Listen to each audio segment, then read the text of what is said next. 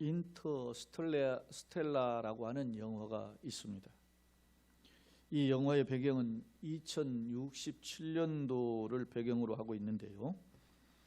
2067년이 되면 인류는 기상 환경의 악화, 병충해 등으로 인해서 만성적인 식량 부족 사태를 겪게 되며, 이런 지구의 위기를 해결하기 위해서 인류가 살 수 있는 새로운 행성을 찾기 위해서 유인 우주선을 우주에 보낸다라고 하는 일종의 SF 영화입니다. 그런데 이 영화 내용 중에 웜홀이라고 하는 것이 나오는데요. 이 웜홀이라는 것은 과학자들의 주장에 의하면 우주에서 먼 거리를 떠날 때 아무리 빨라도 빛의 속도로 갈 수가 없잖아요. 그런데 그 먼 거리를 소위 말하면 질러가는 지름길이 있다는 거예요. 그거 우주 속에 갭이 있는데 그 쪽으로 질러가는 지름길이 있는데, 이 지름길, 가상의 통로를 과학자들은 가설적 통로인데 웜홀이라 이야기해요. 이게 실제 있는지 없는지는 몰라요. 그냥 과학자들이 주장하는 거예요.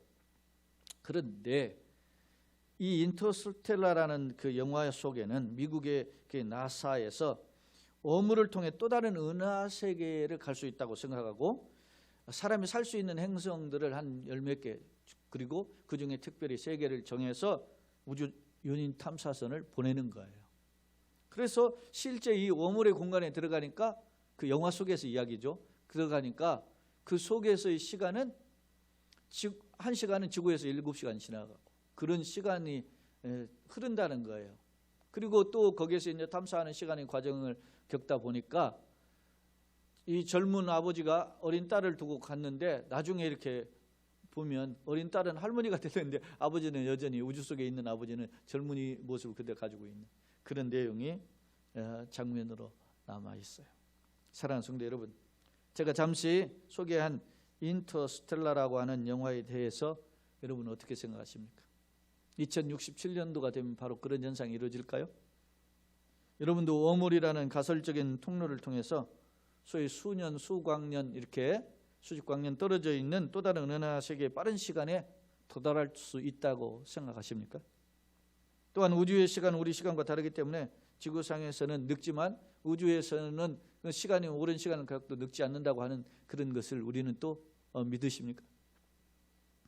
영화, 물론 이것은 영화이죠. 그렇기 때문에 혹자는 그 영화에 불과하다, 그리고 그것은 상상의 세계 속에 불과하다, 이렇게 말할 수 있을 것입니다. 그러나 여러분요, 우리보다 100여 년 전에 살고 활동했던 아인슈타인 박사 있죠.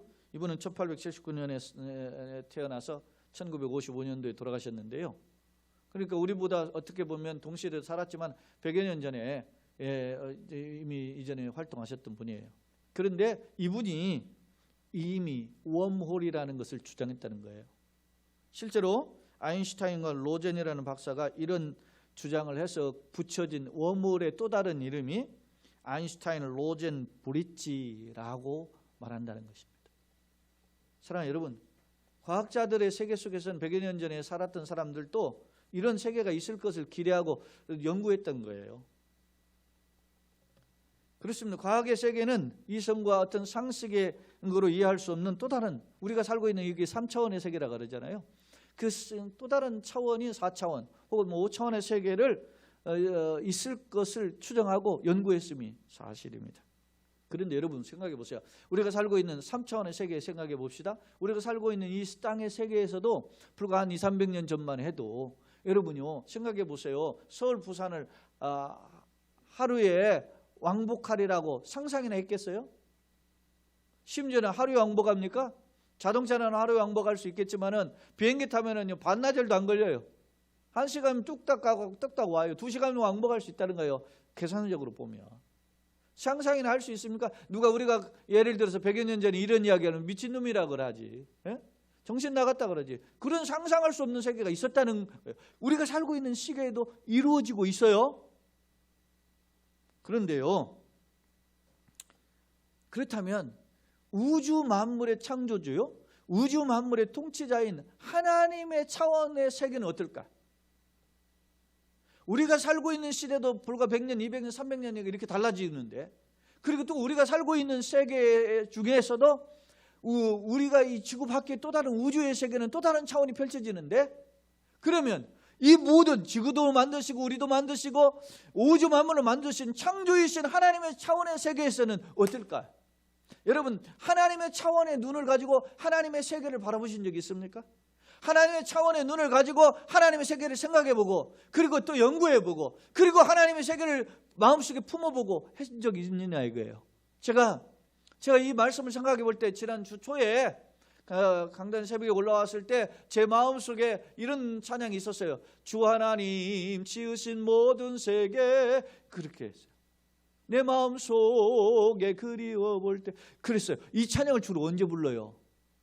참 아름다워라 라는 찬양과 함께 이 찬양은 우리가 밖에 나가지고 아름다운 자연 경관에 올라가거나 참 세계 어떤 좋은 자연을 봤을 때 이 기막힌 자연 경관을 보면 탄식하잖아. 야, 감탄하는 거면 야, 이렇게 하나님이 창조하셨구나. 너무 멋지다. 할렐루야. 그런데 우리가 살고 있는 눈에 보이는 이 세계도 이렇게 아름다운데, 하나님이 계시는 세계, 하나님이 창조한 세계, 하나님이 이끌어 가시고 하나님이 우리에게 예비하시는 세계는 과연 어떨까? 그러려면 우리가 우리의 눈을 들어서 이제 하나님의 세계를 보아야 되는 줄로 믿습니다. 그런 믿음의 눈이 열리기를 예수님의 이름으로 축원합니다. 그런데요, 지금으로부터 4,000년 전에 이런 하나님의 눈을 가지고 하나님의 세계를 바라봤던 믿음의 사람이 있었다는 거예요. 하나님의 차원의 눈을 가지고 하나님의 차원의 세계를 바라보면서 살았던 믿음의 사람이 있었다는 거예요. 오늘 히브리서 기자는 그 사람을 아브라함으로 소개하고 있습니다. 사랑하는 성도 여러분, 그렇다면 아브라함은 하나님의 차원의 세계를 어떻게 바라보았을까? 저는 오늘 제목을 갈 바를 알지 못하고 나아가는 신앙이라는 제목을 정했는데요, 이 갈 바를 알지 못하고 나아가는 신앙은 결국 뭐냐? 보면 결국 뭐냐면 하나님의 세계, 하나님의 예비하신 성, 하나님이 나를 위하여 예비하신 성, 하나님이 나를 위하여 만드신 나라를 소망하는 믿음이라는 거죠.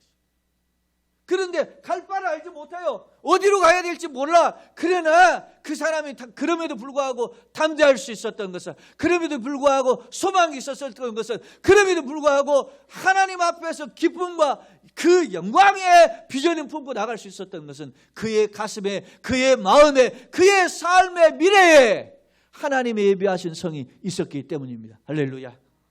하나님, 오늘 말씀을 통해서 짧은 구절이지만 오늘 우리가 아브라함이 보았던 하나님의 세계, 하나님의 성을 그리워보는, 만나보는, 그런 체험하는 그것을 목격하는 축복의 자리가 되기를 예수님의 이름으로 축원합니다.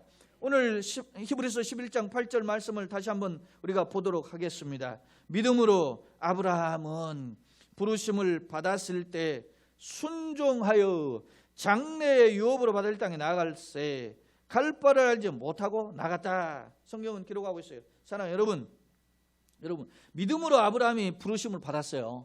이 말은 믿음으로는 소위 말하면 우리의 문법적으로 보면 도치법이에요.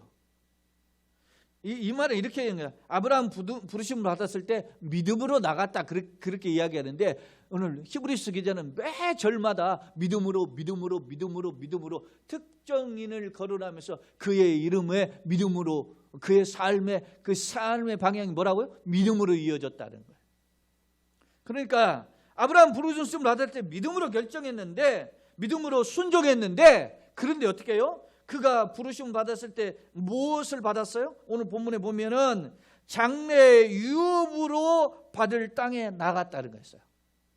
아브라함이 하나님께서 하나님의 약속을 받고 그 약속을 붙잡고 나아갔는데, 그 약속이 뭐예요?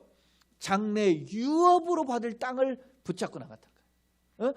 장래에 자기에게 주실 땅, 그걸 바라보고 나갔다는 거예요.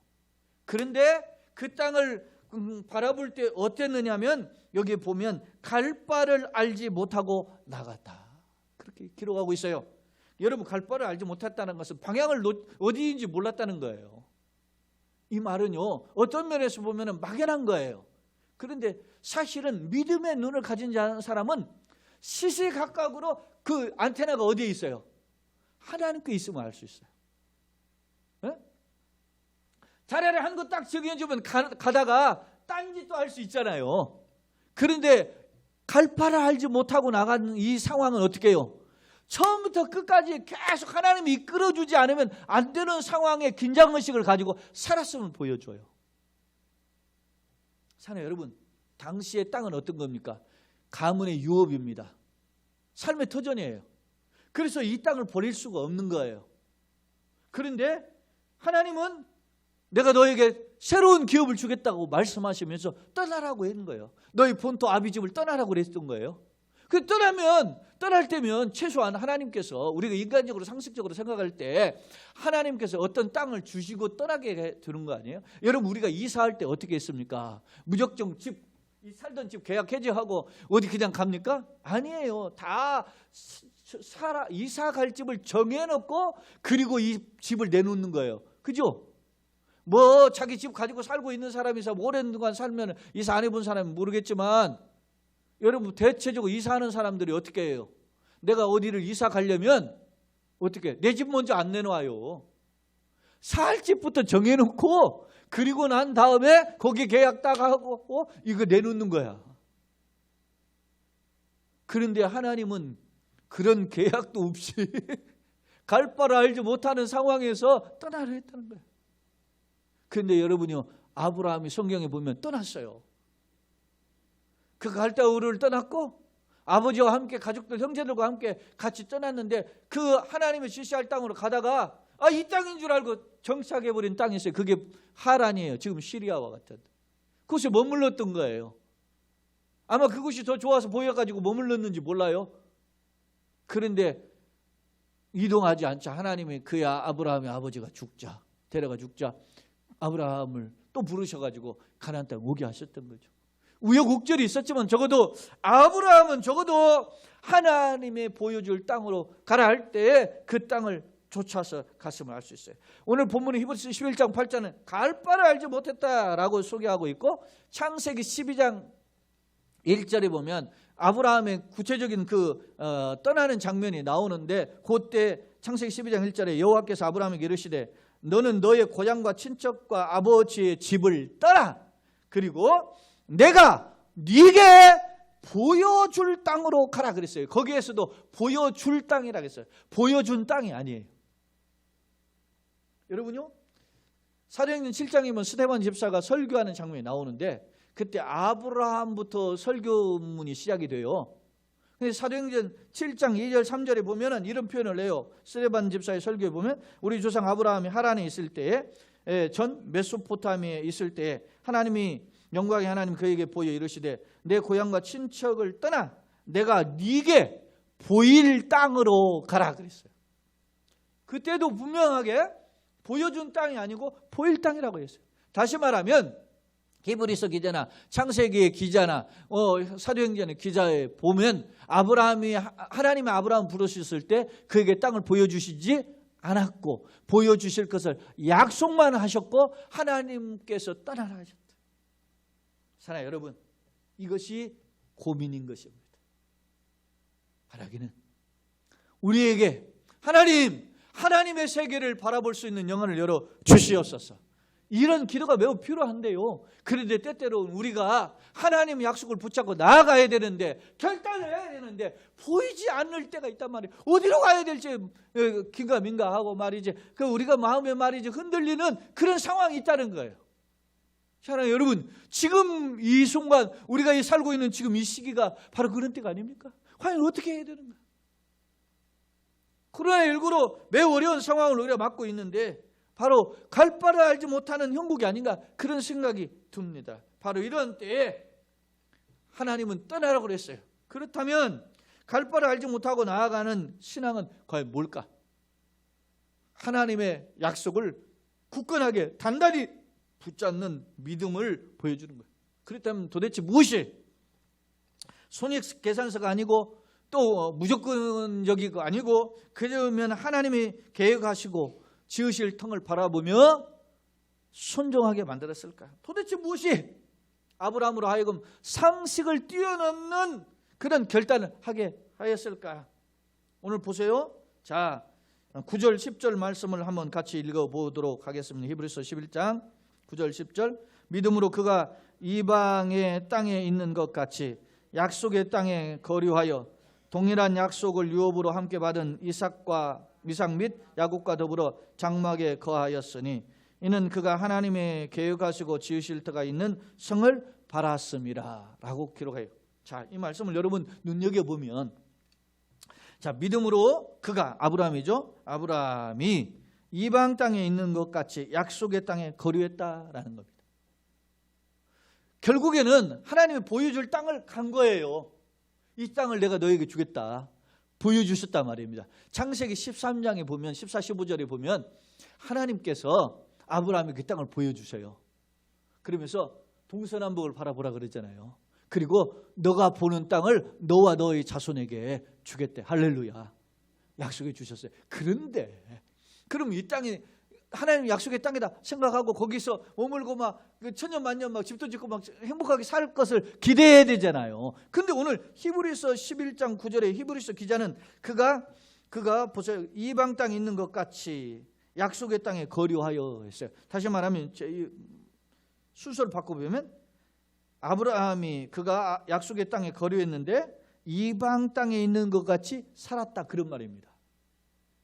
하나님이 약속해 주신 땅을 직접 보았어요. 이제는 앞서는 보여줄 땅이었지만 지금 보았어요. 보았는데도 그 땅 속에서 살 때 어떻게 살았어요? 이방 땅에 사는 것 같이 거류했다는 거예요. 잠시 있었다는 거예요. 이 말씀은 무슨 말입니까? 하나님이 약속해 주신 땅을 살았어도 그는 그 땅 속에서 어떻게 살았다? 나그네로 살았다는 겁니다. 이 땅에서 천년만년 행복하게 살 것으로 생각하지 않고 나그네로 살았다는 말입니다. 매우 중요한 거예요. 그렇다면 왜 하나님 보여주셨는데도 너와 내 자손에게 주시겠다고 약속하셨음에도 불구하고 왜 아브라함이 이 그 땅에서 살면서 나그네처럼 이방인처럼 거류했는가? 머물렀는가 말이죠. 에? 보세요. 동일한 약속으로 유업을 함께 받은 자기뿐만 아니라 이삭 아들이죠. 야곱 누구예요? 손자예요. 아들과 손자와 더불어서 이 땅의 장막에서 살았는데 어떻게 살았어요? 약속의 땅에 나그네로 살았다는 거예요. 왜냐? 이유가 있어요. 10절 다시 한번 봅시다. 10절 시작. 이는 그가 하나님이 계획하시고 지으실 터가 있는 성을 바랐습니다. 그렇으면 아브라함은 비록 하나님 보여주셨지만 그 땅에 거하고 있었지만 그러나 하나님은 이것이 샘플이라고 한 땅이라는 것을 알고 하나님이 더 예비하신 아름다운 성을 바라보았다는 거예요. 제가 거짓말하는 것 같아요? 여러분, 우리가 읽지는 않았지만은 히브리서 11장 15절 16절에 보면 이런 표현이 있어요. 그들이 나온 바 본향을 생각하여 좀 돌아갈 기회가 있었으리냐. 그들이 이제는 더 나은 본향을 사모하니, 고향이라는 거죠. 본향은 고향을 사모하니 곧 어디에 있어요? 하늘에 있는 것이라. 이러므로 하나님이 그들의 하나님이라 이렇게 하면 받으시면 부끄러워하지 아니하시고 그들을 위하여 한 뭐요? 성을 예비했다. 한 성은 어디예요? 하늘의 성입니다. 천국입니다. 우리에게 주시는 하나님의 나라인 줄로 믿습니다. 아브라함은 우리보다 4,000년 전에 살았던 사람입니다. 그런데 그는 그에게 뭐요? 비록 이 땅에 살았고 하나님이 주신 축복을 누렸어요. 우리가 보면 알지만은 창세기 14장에 보면은 가정에서 길리온사가 318명이나 있었어요. 사실 자기와 함께 그 하란 땅을 떠났던 조카 롯과 함께 살기가 불편했어요. 왜? 식솔들이 많아서 땅이 부지하게, 그래서 둘이 헤어져야만 됐었단 말입니다. 그럴 정도로 번성했어요. 그러나 그는 이 땅에서 어떻게 해요? 나그네로 살았고 오히려 하나님이 또 예비한 또 다른 성, 진정한 성, 샘플이 아닌 영원한 성인 하늘의 성을 바라보고 살았다는 사실입니다. 할렐루야. 이러한 성을 여러분은 과연 보십니까? 제가 왜 앞서 인터스텔라라고 하는 영화 이야기를 했겠습니까? 영화 한 장면을 보더라도 장차 2067년도 이게 2014년도에 나온 영화인데 그 50년 뒤에 이야기를 한 거예요. 그 뒤에는 지구상이 이렇게 변할 것이라고 하는 상상력을 동원해 가지고 만든 영화 아니겠어요? 우리가 사는 세계도 10년, 20년, 30년, 40년, 50년 지나면 이렇게 달라지는데, 우리는 이 세상에서의 눈을 가지고 여전히 머무르고 이 땅의 것만 꼬박고 살고 있다면 한심스러운 것입니다. 하나님이 오늘 우리에게 코로나의 현상을 통해 가지고 네가 보고 있는 현상의 눈, 세상의 눈을 이제는 들어서 하나님의 세계를 바라보라고 말씀하십니다. 그런데 우리가 그것을 깨닫지 못하고 여전히 현재의 눈만 가지고 바라보고 있다면 하나님이 어떻게 하시겠습니까? 안타까워하시지 않겠습니까? 참으로 답답하게 생각하지 않으시겠습니까? 오늘 아브라함은 이 땅에 거할 때 비록 하나님이 주신 약속의 땅임에 분명해요. 그래서 그 땅이 얼마나 소중했으면 나중에 이삭과 야곱이 거를 했고, 그리고 요셉이 있었는데 요셉이 애굽 땅에 갔고, 그 흉년이 들어서 야곱이 그 아들을 쫓아서 갔지만 결국은 어떻게 해요? 마지막에 죽기 전에 그 아들 요셉에게 자기 환도뼈 밑에 손을 넣고 맹세하게 하잖아요. 내가 죽으면 나를 여기에 묻지 말고 우리 아버지와 우리 할아버지가 살았던 저 약속의 땅에 묻어달라 그랬어요.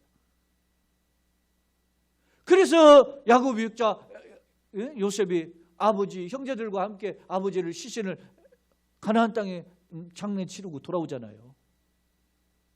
그 땅이 샘플의 땅인데도 그만큼 소중하게 여겼어요. 사랑해요 여러분, 여러분이 살고 있는 그 집을 통해서 어떤 걸 깨달아요? 하나님이 이 땅은 나에게 안식절 주신 거 감사합니다. 그러나 이것은 샘플입니다. 더 아름다운 성을 주실 줄로 믿습니다. 이런 소망이 있어야 되는 줄로 믿습니다. 오늘 우리가 이 대면 예배가 중단되고 영상으로 예배하는 이 상황 속에서 우리가 하나님의 그 약속을 믿음의 눈을 통해서 하나님의 차원을 바라보는 그런 영안이 열리기를 예수님의 이름으로 축원합니다. 그렇습니다. 창세기 앞서 이야기했죠. 13장 14절 15절에 하나님은 조카 롯이 떠났을 때 그 조카 롯에게 아름다운 땅을 양보한 거예요. 그 기특하잖아요. 그때 하나님이 동서남북을 바라보면서 너가 보이는 땅을 너와 내 자손에게 주겠다고 약속하셨어요. 그러나 그 약속을 차지했고, 사실은 그 약속을 차지했어요 아브라함이. 그리고 그 약속의 땅을 어떻게 해요? 이스라엘 민족이 모세 이후에 그 땅에 들어가잖아요. 아브라함보다 한 600~700년 전 후대가 그 땅을 차지하러 들어가서 전쟁을 하면서 싸우잖아요. 그리고 땅을 차지했는데 그 땅을 12분할을 해가지고 12집을 차지해야 한다. 그래서 너무너무 기뻐합니다. 그런데 그보다 700여 년 전에 있었던 아브라함은 그 땅에 비록 살지만 하나님이 더 아름답게 예비한 하늘의 성을 바라보며 살았다는 사실. 그렇습니다. 그들이 이제 더 나은 본향을 사모하니 곧 하늘에 있는 것이라.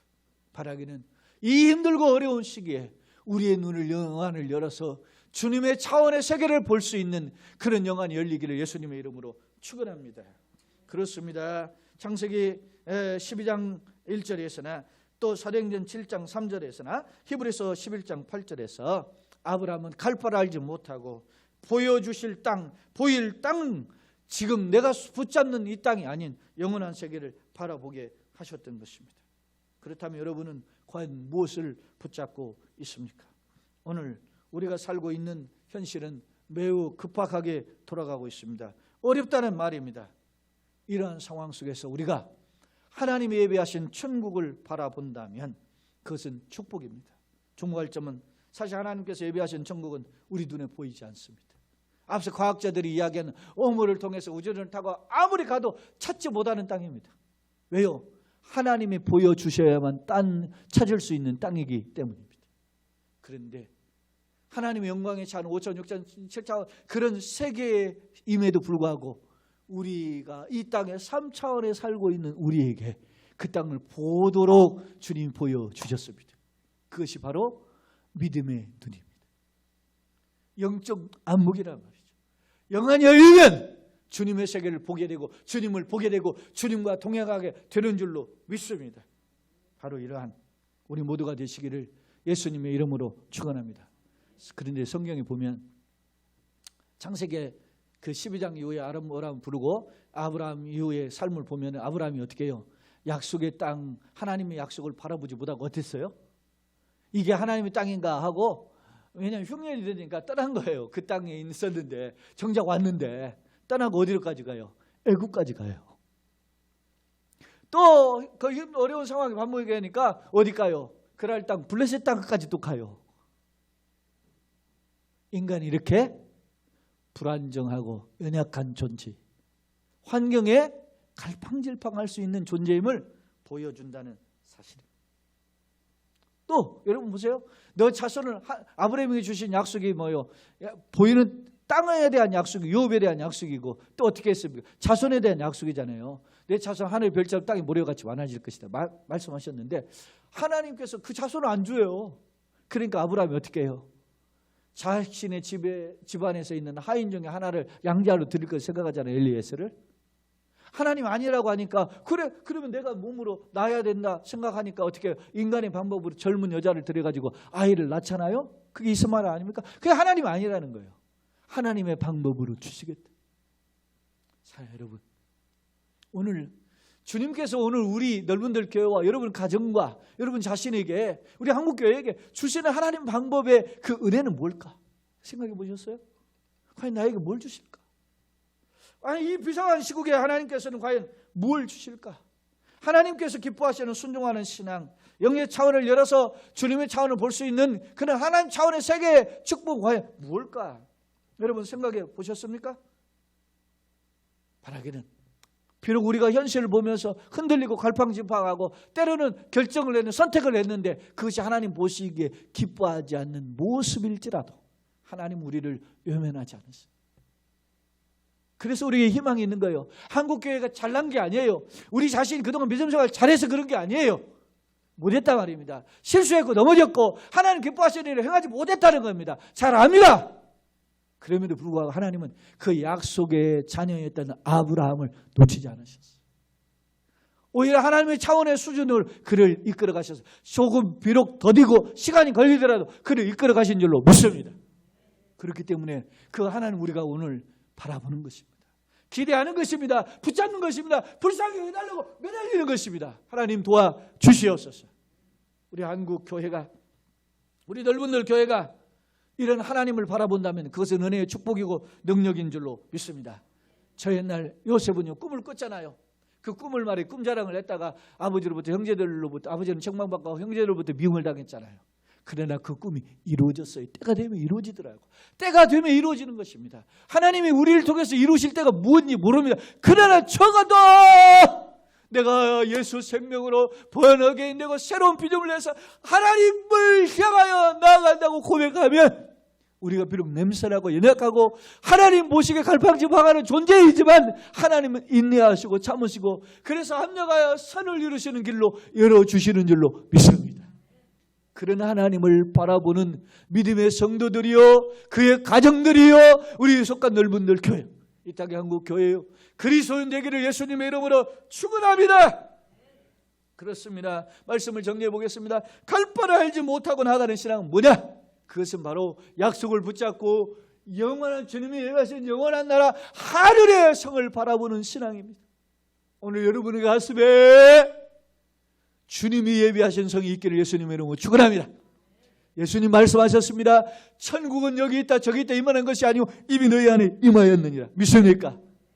예수님을 바라보면, 예수님을 믿으면, 예수님을 붙잡으면 그 안에 천국이 있다는 사실. 할렐루야. 그렇습니다. 그래서 찬송가 내 주 예수 모든 것이 거디라 어떻게 해요? 하늘나라요. 아무리 높은 산이 궁궐해 초막이 궁궐해 그게 중요한 게 아니고 예수님을 모신 것이 하늘나라이기 때문에 예수님을 모시고 주님과 교통하며 천국 가기를 원하는 거예요. 사랑하는 여러분, 우리가 궁극적으로 왜 천국 가려고 합니까? 그곳에 누가 계시기 때문에 하늘 아버지와 우리를 위하여 몸지고 피 흘리신 독생성자 우리의 구세주이신 예수님이 계시기 때문에 믿습니까? 주의 성령이 우리를 그리로 이끌어 가실 것입니다. 그런데 우리 차원으로는 생각할 수가 없어요. 우리 차원으로는 말할 수 없어요. 우리 차원은 기대가 넘어져요. 그런데 우리가 넘어지지 않고 실수하지 않고 실패하지 않도록 오늘 세상 끝날까지 항상 동행하실 하나님의 약속처럼 성령께서 우리를 이끌어 가실 줄로 믿습니다. 그런 성령의 이끌림 받는 넓은 교회 속한 가정의 성도 되어서 이 코로나19의 장애물을 넘어서서 그냥 단순히 넘어가는 게 아니라 그 장애물을 뛰어넘고 넘되 천인의 옆에서 만인의 오른편에서 거꾸라지라 우리는 안전하는 주님의 권세를 가진 비전을 품은 자로 당당히 나아가는 넓은 교회여 성도 되기를 예수님의 이름으로 축원합니다. 여러분요, 저 일제시대 독립군을 이끌며 임시정부 수장으로 활동했던 김구 선생은 조국이 광복이 되면 너는 뭐 할 거냐 물을 때, 그는 조국이 광복이 되면 임시정부 수장인데 새로운 정부의 수장이 되겠습니다 이렇게 말하지 않고, 김구 선생은 이렇게 이야기했어요. 새로운 정부의 문지기가 되겠습니다. 왜 그런 말을 했을까? 여러분 생각해 보셨어요? 새로운 나라가 펼쳐지면 나는 그곳에 문지기로 있는 것도 좋다 그랬어요. 마치 시편 기자가 말이죠, 내가 하길의 장막의 가운보다 하나님의 성전에 문지기로 있는 것이 좋사오니, 그런 고백이 있었던 것입니다. 왜요? 새로운 성, 새로운 나라를 소망했기 때문에. 오늘 우리가 새로운 성, 새로운 나라, 하나님의 영광의 나라를 소망하면 이 땅의 도전과 장애물들이 그렇게 버겁지 않습니다. 강한 안대함으로 물리칠 줄로 믿습니다. 그런 지혜롭고 승리하는 주님의 이끌어 가시는, 주님의 손에 붙들리는 승리자들이 다 되시기를 예수님의 이름으로 축원합니다. 그런 성도여, 가정이여, 우리 교회 되기를 예수님의 이름으로 축원합니다. 아멘.